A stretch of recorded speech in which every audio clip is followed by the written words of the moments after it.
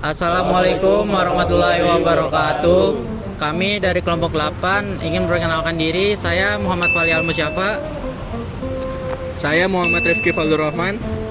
Saya Faiz Fadila. Saya Muhammad Novel Sinambela. Dan saya Arif Rahman Hakim. Dalam proyek ABUS, yaitu singkatan dari air bersih untuk semua.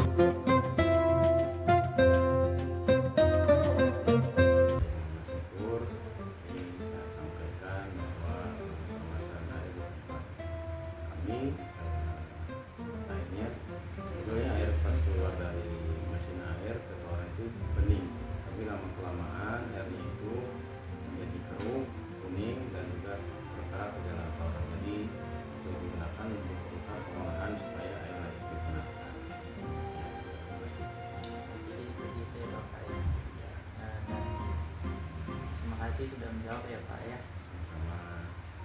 Customer segment untuk ABUS yang pertama yaitu masyarakat yang mengalami kesulitan mendapatkan air bersih, khususnya di daerah terpencil dan padat penduduk. Kedua, donatur individu maupun institusi yang ingin berkontribusi dalam penyediaan alat filtrasi air. Dan yang ketiga, mitra strategis seperti pemerintah, program CSR perusahaan, serta komunitas sosial yang peduli terhadap isu air bersih. Apa saja sih nilai yang dijanjikan pada produk kami? Atau bisa disebut sebagai benefit, yaitu menyediakan alat filtrasi air yang tepat guna dan terjangkau, edukasi masyarakat tentang pentingnya air bersih dan cara pengolahannya, sistem pelaporan kondisi secara real time, dan yang terakhir distribusi bantuan alat yang transparan dan terstruktur berdasarkan kebutuhan nyata. Gimana sih cara kami untuk menyalurkan produk kami terhadap masyarakat? Kami akan menyalurkan melalui media sosial. Kita akan membuat aplikasi mobile atau web, sosialisasi lapangan setempat, relawan atau mitra lokal, kerja sama dengan komunitas dan instansi pendidikan. Kemudian, customer relationship. Hubungan dengan pelanggan menjadi prioritas kami, dimulai dengan pendampingan langsung oleh tim ABUS ke lapangan. Kami juga memastikan bahwa akses terhadap air bersih itu tidak membutuhkan biaya yang besar, agar semua lapisan masyarakat dapat menjangkau.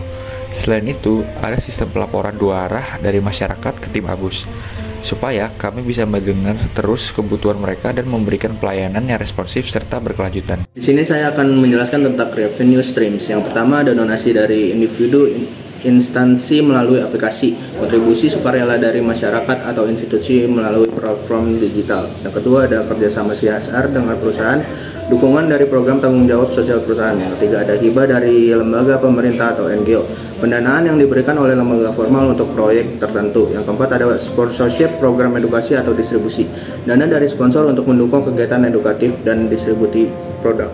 Key resource. Di sini yang pertama ada tim internal ABUS, distribusi teknik edukasi. Yang kedua ada stok alat filter air.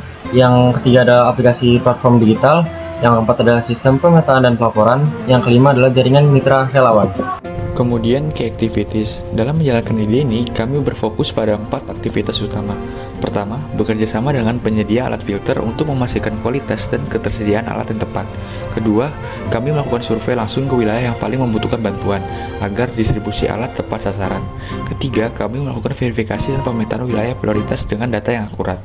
Dan keempat, kegiatan distribusi alat penjernih air dilakukan secara bertahap dan terkoordinasi untuk menjangkau lebih banyak masyarakat. Di sini saya akan menjelaskan tentang key partners. Yang pertama ada penyedia alat filtrasi air, bertanggung jawab menyediakan teknologi untuk menyaring air. Yang kedua ada LSM NGO terkait air bersih, organisasi non-profit yang fokus pada akses air bersih.